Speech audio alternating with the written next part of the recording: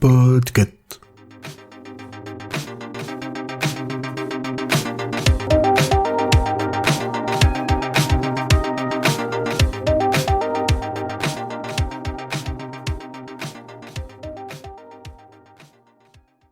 Salut tout le monde, bienvenue dans un nouvel épisode de Watchlist. C'est Julien, j'ai la pêche et aujourd'hui je vais vous parler de Merci Internet, le documentaire sur la vie de Squeezie. Alors peut-être que vous ne savez pas qui est Squeezie, il n'y a pas de problème à ça. C'est le youtubeur français qui a le plus d'abonnés en 2024 sur YouTube. Voilà. Et il a commencé en se filmant en train de jouer, comme beaucoup de jeunes de son époque. Et il a commencé ça, il avait peut-être 15 ans, 14-15 ans si j'ai bien compris. Alors, pourquoi je vous parle d'un documentaire sur un youtubeur ?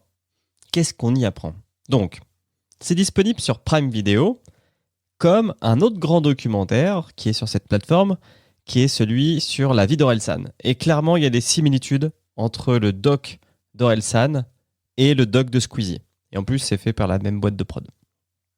Mais au-delà de ça, je pense que quel que soit votre rapport à Squeezie, il y a quelque chose à aller chercher dans cette série de 5 épisodes d'à peu près 50 minutes. Si vous ne connaissez pas Squeezie, vous allez pouvoir, en du coup 4 heures, apprendre qui est ce gars et comment il est devenu numéro 1 de YouTube. Et spoiler alert, oui, on parle de quelqu'un qui a commencé en streamant ses parties de jeux vidéo, mais c'est un énorme bosseur. Et t'arrives pas numéro 1 de YouTube sans bosser beaucoup, et en dédiant ta vie à ça. Et ce mec, c'est pas le premier youtubeur. Avant lui, il y avait Norman, Cyprien et toute cette génération-là. Mais lui, ça a été celui qui, je pense, a vraiment creusé le sillon pour tous les autres youtubeurs qui existent aujourd'hui. Et beaucoup sont dans le documentaire et le cite comme exemple. Si vous êtes parent, ça vous donnera peut-être des clés pour comprendre pourquoi vos enfants regardent Squeezie. Parce que oui, vos enfants regardent Squeezie. Il y a dans le documentaire plusieurs passages où il est dehors en train de bouffer à une table. Et il y a des queues à chaque fois de gosses qui se forment pour prendre un selfie avec lui. Et le gars le fait avec tout le monde jusqu'à ce qu'il soit épuisé mentalement et qu'il demande à partir avec ses potes, quoi. Et s'il a commencé dans le jeu vidéo, c'est celui qui a très vite compris qu'il fallait élargir sa palette pour créer du divertissement.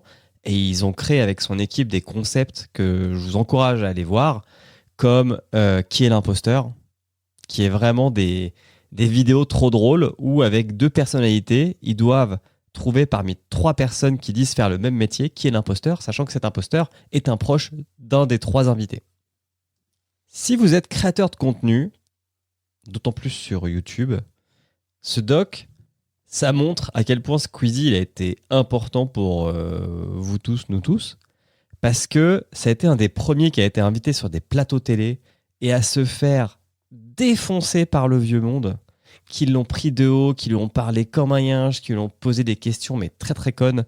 Le passage avec Ardisson est assez fameux et du coup c'est vrai qu'il a créé un avant, un après.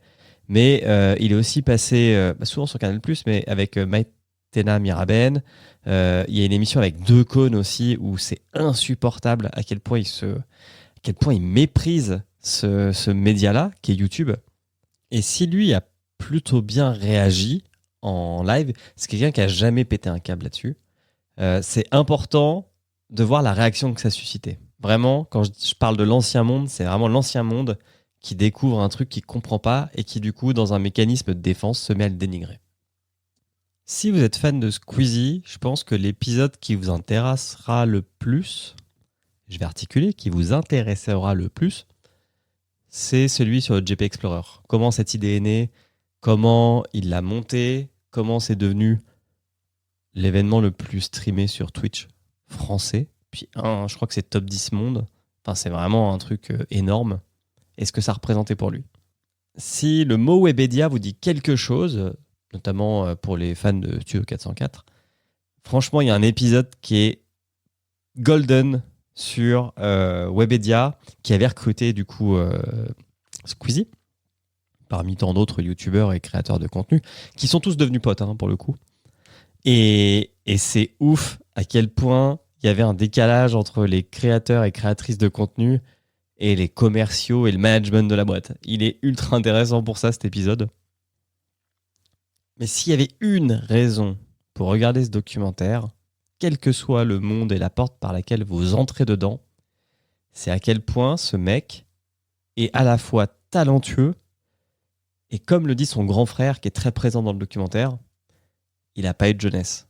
Parce que il a dédié sa vie à son art et, comme souvent les génies, quoi, parce que c'est un génie de YouTube, Squeezie. Il a, je crois, maintenant 27 ans, 28 ans. Et vraiment, il a passé déjà plus de la moitié de sa vie à faire des vidéos. Et vraiment, tous les jours, il sortait des vidéos, à la fois pour percer, mais surtout parce que ça le faisait kiffer. Et il a eu la chance d'avoir un papa qui l'a vraiment accompagné dans son délire. Et il s'est beaucoup éloigné de sa mère, et du coup, il lui a fait un morceau de rap, parce que ça raconte aussi les échecs. Pour le coup, je trouve que ce qui est assez bien, c'est que les victoires comme les échecs sont vraiment décortiqués dans le documentaire. Et son album de rap qu'il a sorti, je crois que c'était en 2019, ça a fait un flop. Mais s'il y avait un truc à en tirer, c'est qu'il a écrit une chanson pour dire je t'aime à sa mère, parce qu'ils avaient vraiment des rapports compliqués. Et c'est beau, quoi. Et au fond, ce mec, c'est être un mec bien. C'est un mec, tu peux passer la soirée avec. Déjà, ça transpire dans ses vidéos, mais même quand il est un peu off, ça transpire aussi, quoi. C'est super cool. Mais il faut faire attention à la santé mentale. C'est pas un thème nouveau, mais vraiment, le mec a fait des sortes de burn-out parce que je crois qu'il a juste eu son bac. Et encore, il était déjà en première, en terminale, qu'il avait des partenariats avec son agent, qui lui trouvait des vidéos rémunérées à tourner, et que du coup, il fallait caler des vidéos les week-ends ou les soirs, quoi. Donc vraiment, quand je vous dis qu'il a dédié sa vie à son art, ce n'est pas un euphémisme. À tel point qu'à un moment, son frère et ses potes ont dit « Bon bah mec, t'es jamais parti en vacances ?» Le mec était jamais parti en vacances. Du coup, ils organisent un road trip où ils vont tous se relayer, mais pendant un mois, le mec va décrocher d'Internet et se créer des souvenirs. Et alors qu'il a, je crois, 23 ans. Et c'est un truc de ouf. Il avait jamais fait ça avant. Il avait jamais fait de soirée avec des potes. Il a été jamais rentré beurré avec des potes. Vraiment, il a eu une vie qui est pas comme la nôtre. Et c'est assez intéressant. Et dernier point, rappelez-vous à l'époque du mouvement Balance ton youtubeur, mais Squeezie, ça a été le mec qui a mis un grand coup de pied là-dedans en faisant un tweet où il citait pas les personnes incriminées, mais qui disait qu'il fallait faire gaffe parce que en convention, il y avait des youtubeurs qui rentraient avec des gamines, quoi. Donc, c'est un mec bien. Il fait pas tout parfaitement, mais c'est vraiment un mec bien avec un bon fond. Et il a beau avoir que 28 ans, sa vie mérite un documentaire de 5 épisodes de 50 minutes et mérite d'être vu. Donc voilà, regardez Merci Internet. Je vous promets que vous apprendrez des trucs et que vous allez vous attacher à ce gars-là et vous abonner à sa chaîne après, histoire qu'il continue à être le numéro 1 français. Bon bah voilà, ça fait 8 minutes que je parle. J'espère que je vous ai donné envie. Je vous ai donné plein de clés pour regarder Merci Internet de Squeezie. C'était Julien. Rappelez-vous que Watchlist est un podcast du label Podcut, qu'on a plein d'autres podcasts à aller écouter, que vous pouvez nous soutenir sur notre Patreon, patreon.com/podcut. Ciao tout le monde!